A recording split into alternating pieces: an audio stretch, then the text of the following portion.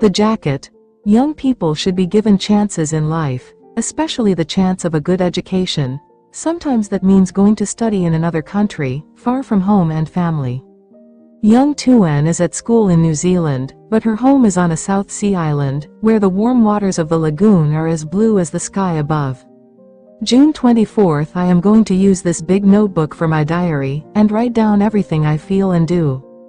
I brought the book with me when I left home. I used it for English at my school back home, and when I left, there were still plenty of pages not written on, so it will be good for a diary. At home I read a story called The Diary of Anne Frank. It was a very sad story, but I read it lots of times. Anne said it made her feel better to write things down, it helped her with all those troubles she had, so maybe my diary will help me feel better too. Tomorrow it will be 2 months since I left home to come here.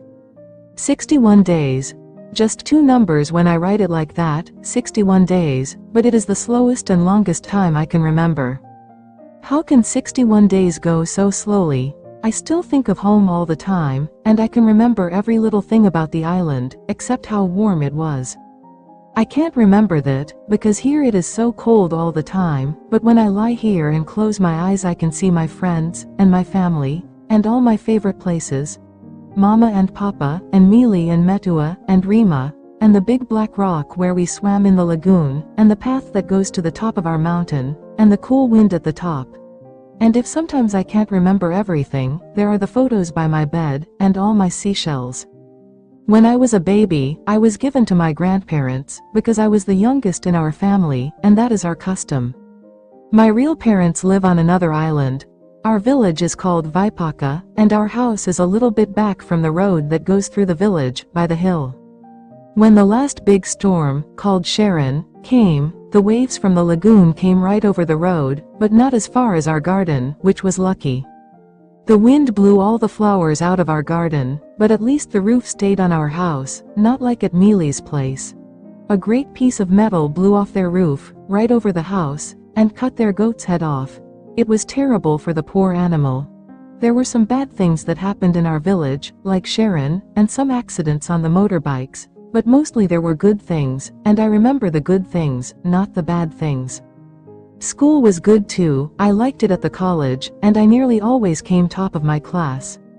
But I'm sorry about that now, it was coming top that probably sent me away. We had exams in the first term, and I came first or second in every exam. Mr. Ashton, the teacher, came to our house and said to Mama and Papa that our school on the island wasn't good enough for me, that I should go to school in New Zealand. Mama and Papa talked about it to Uncle George. I was worried, because I didn't want to go away, but they talked about it again with Mr. Ashton, and all my family put in some money for the plane and sent me here to Auntie Vane's. Auntie Vane is my mother's cousin, and she has been living in Auckland for over 20 years. There's 4 of us here in her house. Auntie, Ta, he's 17, Marlene, and me. Marlene and I sleep in the same bedroom. She's 6. The week after I arrived, Auntie bought me a uniform, and I started at the girls' college. I've got to stop my diary now, the video has finished, and Marlene wants to go to bed. June 25th. At first, Auntie was friendly.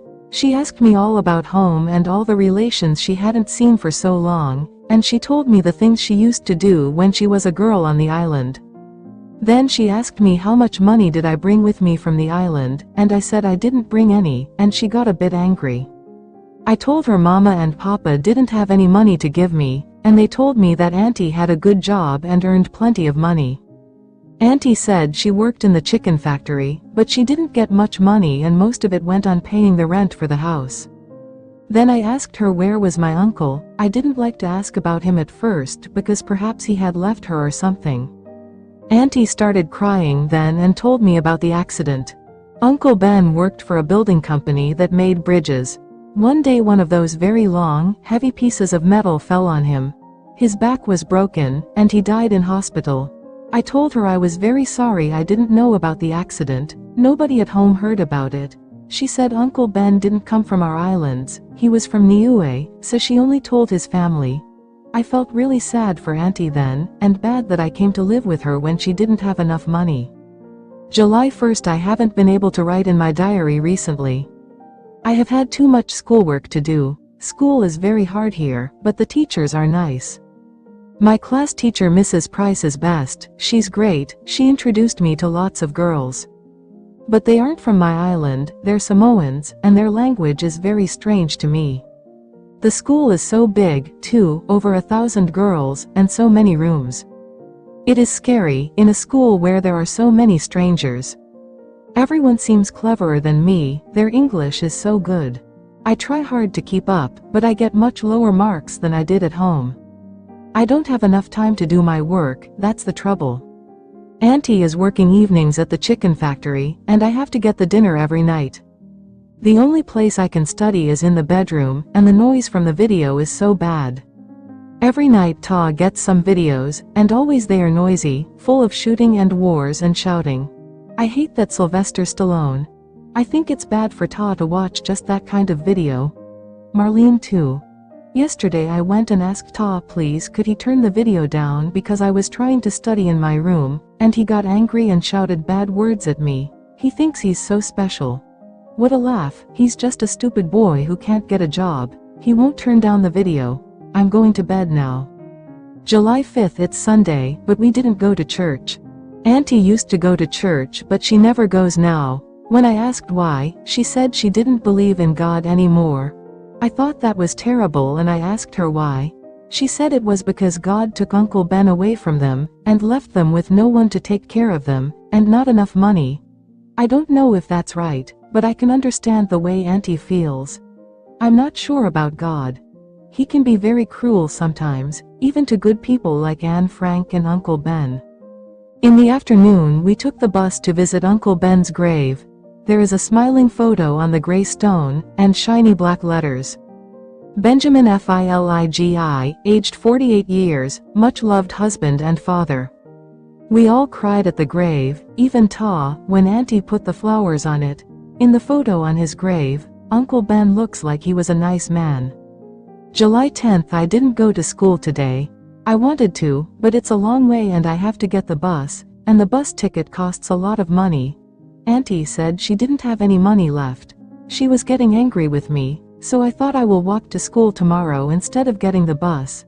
Today I tried to do my schoolwork by myself at home, but I didn't do very well. July 11th, I am very tired tonight. This morning I got up at 6 o'clock and made some sandwiches for my lunch, and I left before any of the others were up. It was still dark, and very scary because there was nobody in the streets. I walked right down Dominion Road, and slowly the sky got lighter. My school bag was hurting my shoulder, and I was trying to remember the way the bus went from the time when I had a ticket. In the end I got to the school, but it took a long time and I was late, and the teacher at the gate took my name and I had a detention.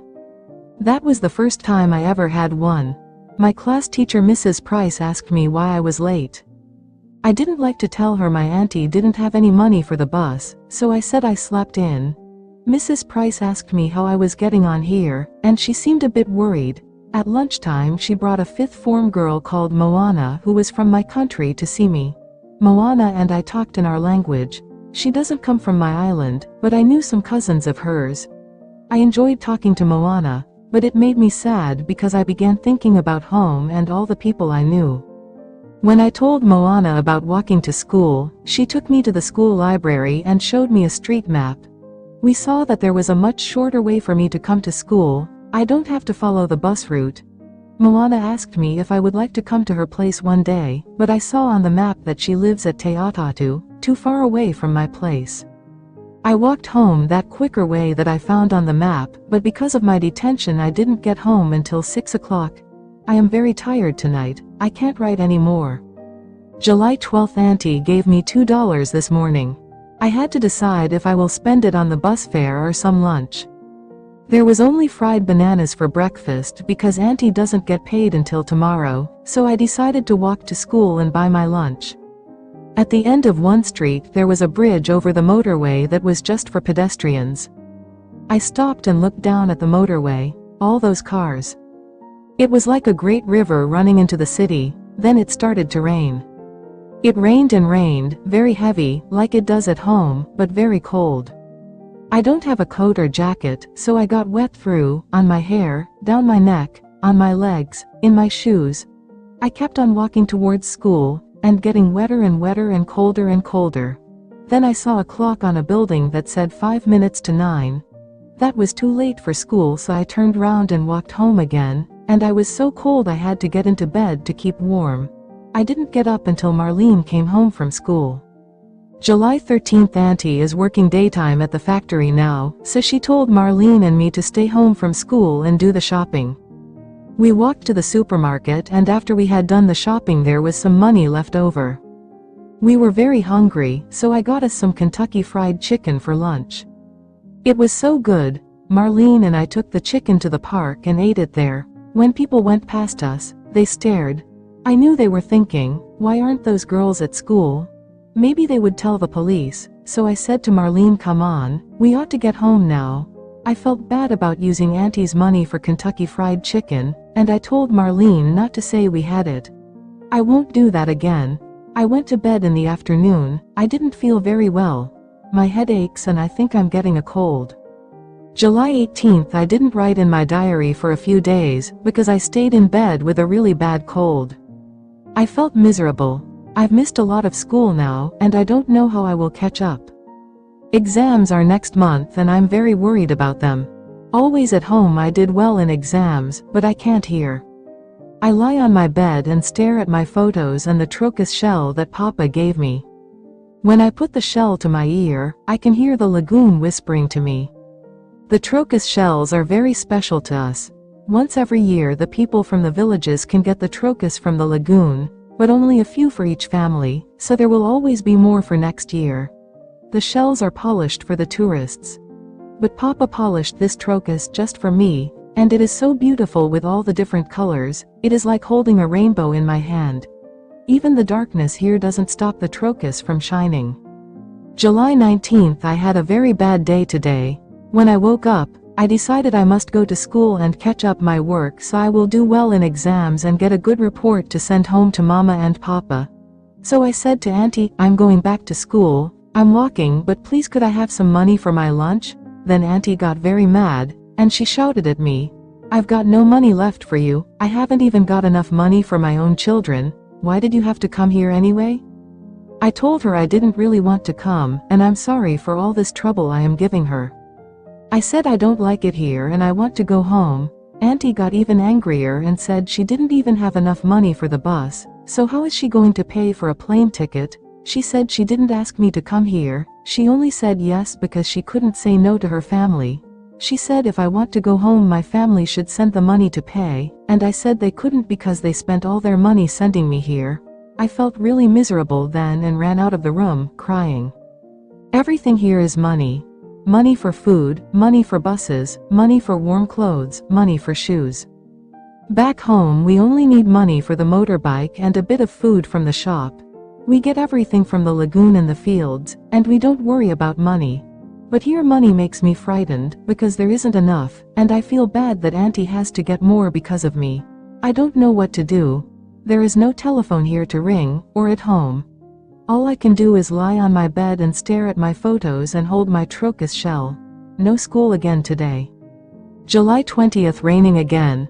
I didn't go to school. I did some cleaning in the house and watched some TV. There was a knock on the door but I didn't answer it. The person put a letter in the letter box, and later I went out to get it. It was addressed to Auntie, and I opened it. It said because I hadn't been to school, my auntie should visit the school immediately. I put the letter in the rubbish. I don't want Auntie to get mad again, but I'm worried. I know it's against the law to not go to school, but I can't go back. I'm too far behind. Perhaps I can leave school and get a job in an office. That would help Auntie with the money. July 21st. So much happened today. I never had a day like it in my life. Ta gave me some money for the bus and told me how to get downtown. I caught the bus and ended up in Queen Street, the first time I have been there. So many grand buildings, it was like a TV program. I began to walk up Queen Street, but there was a freezing cold wind, and then it started to rain, and felt even colder. I couldn't stop staring in the shop windows.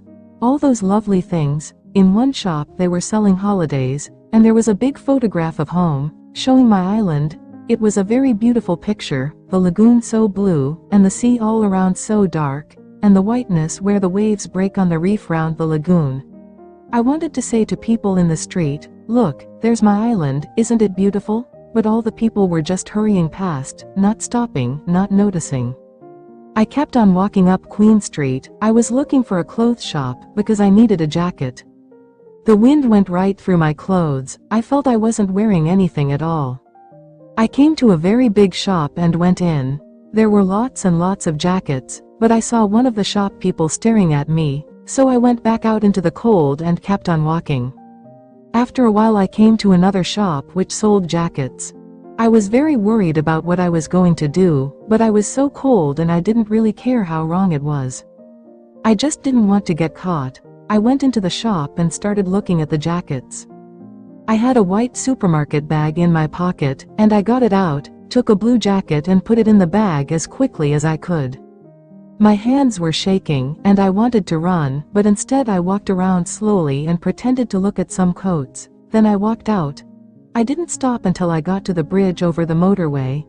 I took out the jacket and saw the price on it, $125. I put it on. It was so warm, it's got wool inside and it keeps the rain out and everything. I wore it to just before I got home. Then I put it back in the bag and hid it under my bed. July 22nd. I couldn't sleep all last night. It was very bad to take that jacket from the shop. The church says you must not steal, and I can't forget that. I have heard it all my life. I won't wear the jacket again. I am too ashamed.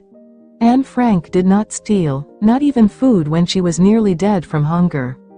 July 23rd. Saturday. Today, Ta got 3 videos, all fighting and shooting. I can hear through the wall, and it sounds like a war is going on. At home on Saturday night we used to go across to the big holiday hotel on the little island of Tocoa. We used to sit under the trees and have fruit drinks, and watch the dancing for the tourists. It was beautiful there, and I loved the dancing and the music. I want to dance at Tocoa when I am older. I decided what to do about the jacket. On Monday I will take it back to the shop. July 25th. So much happened today. I will have to write it down very carefully to make sure I don't miss anything. When I woke up I put the jacket in my school bag and told my auntie I'm going to school. I walked into town and waited until it was after 9 o'clock, then I walked to the shop. There weren't many people inside, and I went over to where the jackets were and quickly started to take the jacket out of my bag. But as I did it, I looked up and saw a lady with gray hair watching me from the other side of some dresses. She saw what I was doing and came over. "What are you doing? Did you take this?" she said. Her voice was very cross. I couldn't explain to her that I was bringing it back because I had taken it before. I thought she wouldn't believe me. She said, "Come with me," and she took my arm and we went over to the back of the shop.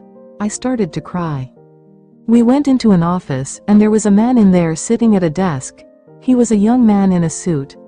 The lady told him she had found me taking the jacket, and the man said, "Is this right?" And I just nodded.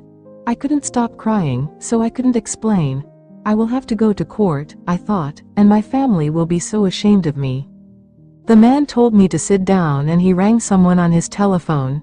"It's a shoplifter," he said. Then the man asked me my name and my address and my school, and I told him those things. After a bit a police lady came in, and the shop lady went out.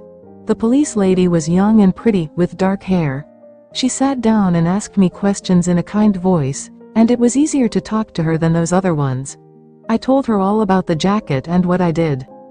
She said to the man, "I think she's telling the truth, and I think we should talk to someone from the school first." The man looked cross, but he said, "All right, I have to agree, this is unusual."